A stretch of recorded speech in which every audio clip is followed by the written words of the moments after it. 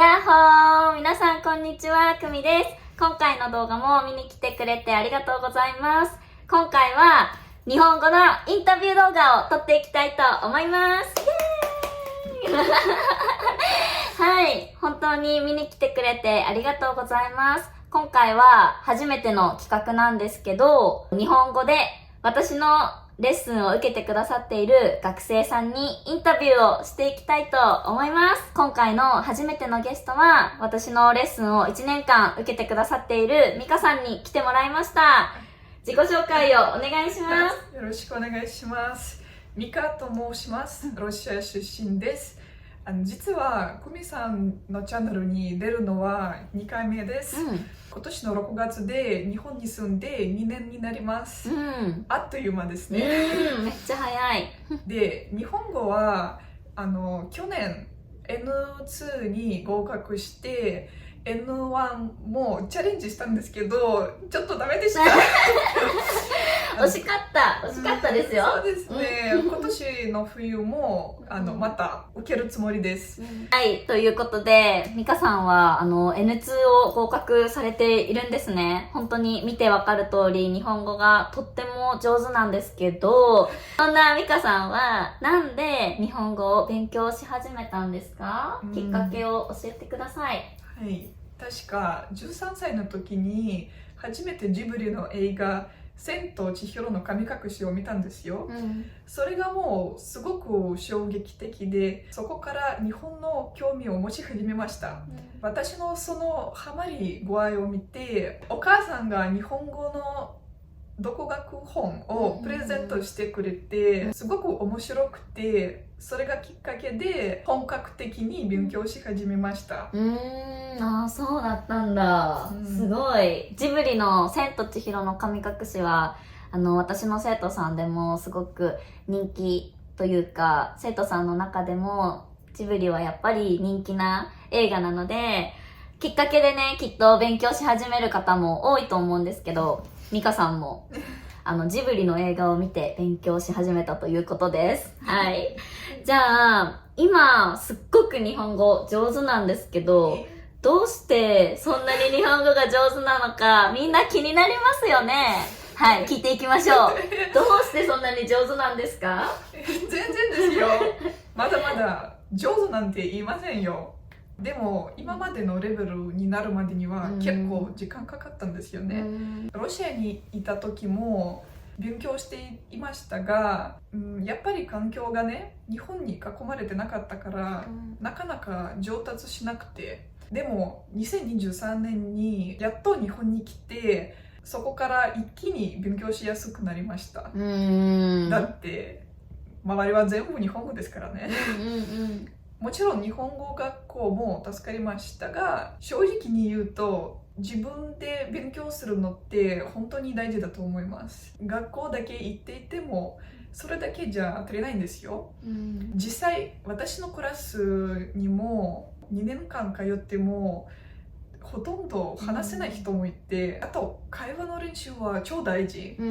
私、クミさんとオンラインでずっと会話レッスンをやってるんです。はい、そうなんです。はい、おかげで話す力も前よりだいぶ上がりました。ありがとうございます。嬉しい。すごい。ありがとうございます。こちらこそ。ありがとうございます。本当にミカさんは最初も言ったんですけど、1年間くらいレッスンを一緒に続けてくれています。で、週に1回、多い時は週に2回50分間のレッスンを1年間ずっと継続してくれています。やっぱりこうやって話すね、練習って、絶対アウトプットをしていかないと話せるようにならないと思うので、みんなも話せるようになりたいなって思う人がいたら、ぜひね、やっぱりネイティブと話すっていうのが一番の上達の近道だと私思ってるので、はい、みんなもこの努力家のミカさんを見習って話す練習をね、どんどんやっていってくださいね。はい。じゃあ次の質問に行きたいと思います。これは結構みんなも気になってるんじゃないかなって思うんですけど、ミカさんは日本に最初に来た時の、どういう風にビザでどんなビザを使ってきたのかと、今日本に滞在してると思うんですけど、今はどんなビザで滞在されてるんですか？私は最初日本に来た時、観光ビザで来ました。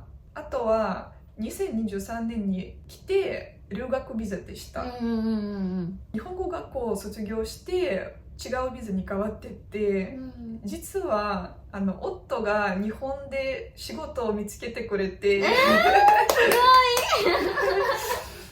ちなみに彼は今日本語を頑張って勉強してるんです。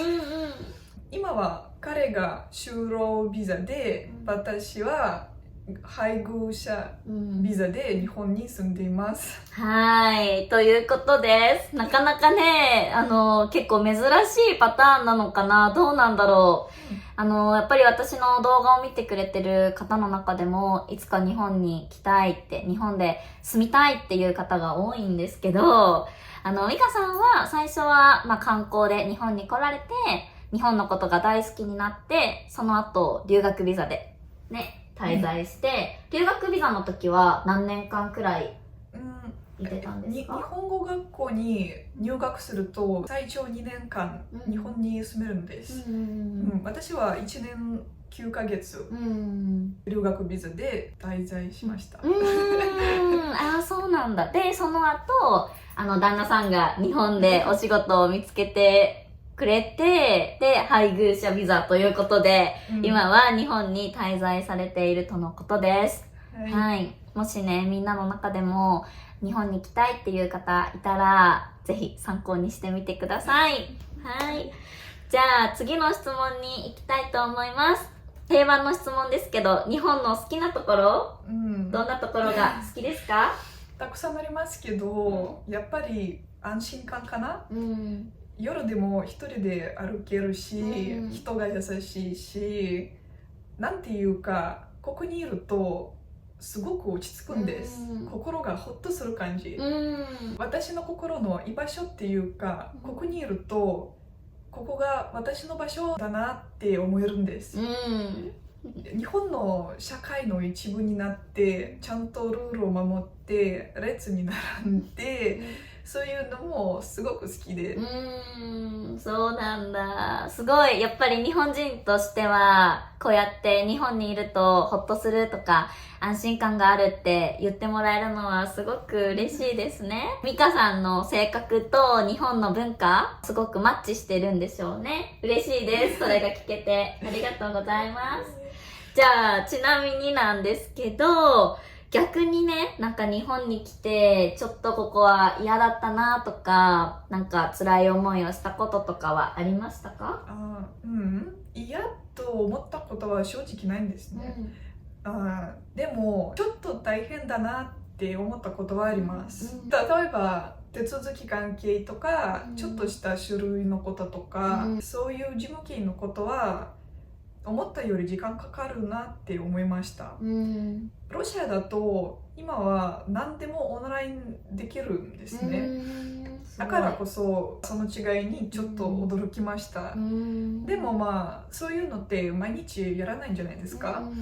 そんな困るわけじゃないので全然大丈夫です。なるほど。これはね、確かにやっぱり旅行で日本に来てるだけじゃわからないね、日本で住むことの大変さだと思いますね。やっぱ手続きとかって日本人でもね、私たちが手続きするのもすごく嫌になるし、市役所行くのなんてほんと大嫌いっていう感じなんですけど、私も。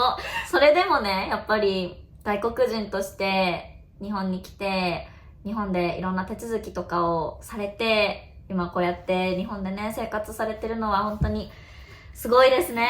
本当尊敬しかないです、私も。そっか、大変だよね、手続き。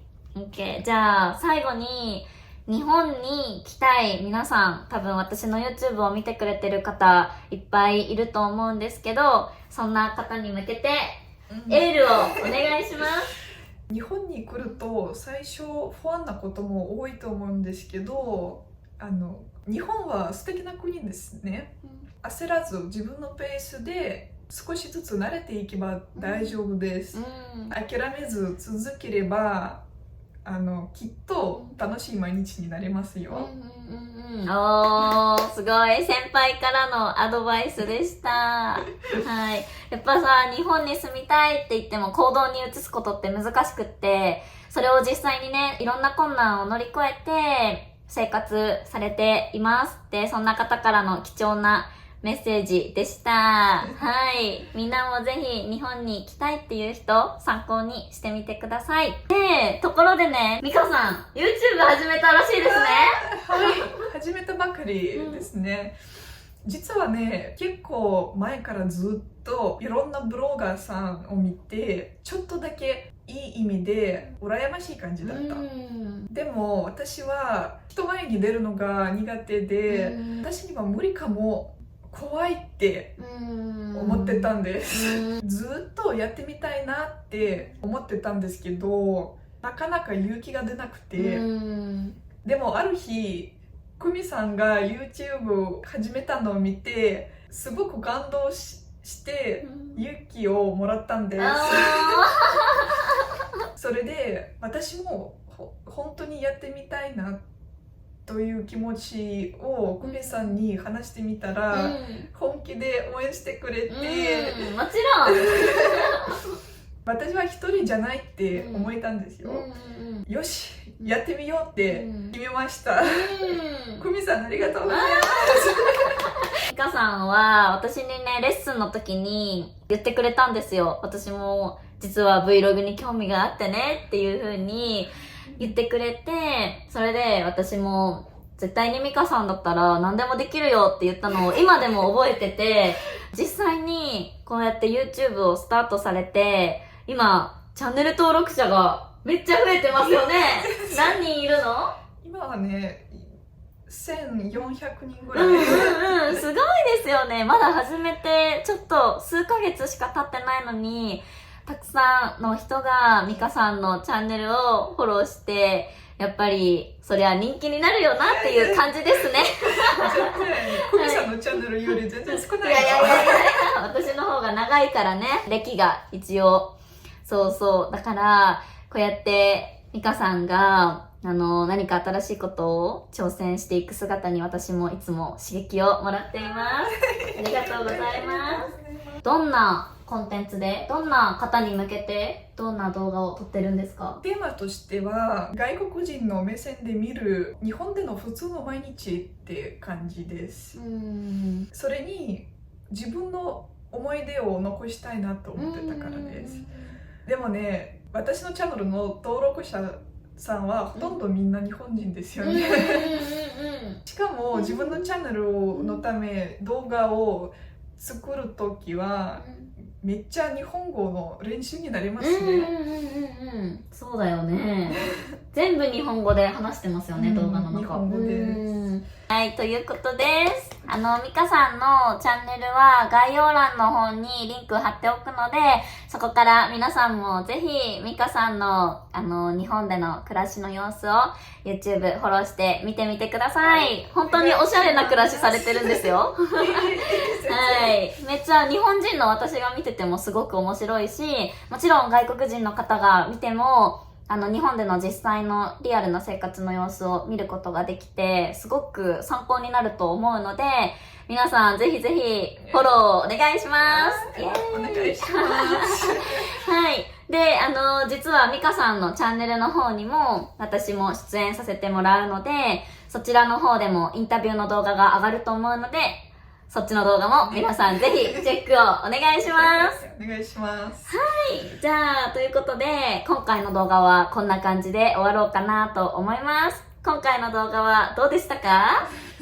初めて日本語でインタビューということで、ちょっとやってみたんですけど、一人でのポッドキャストとか、私の一人の動画は聞き取ることができるけど、日本人同士の会話になるとちょっとね、難しいっていう方とかもコメントでよくいただくので、今回の動画少しでもその二人での会話とか参考になったらいいなと思ってやってみました。はい。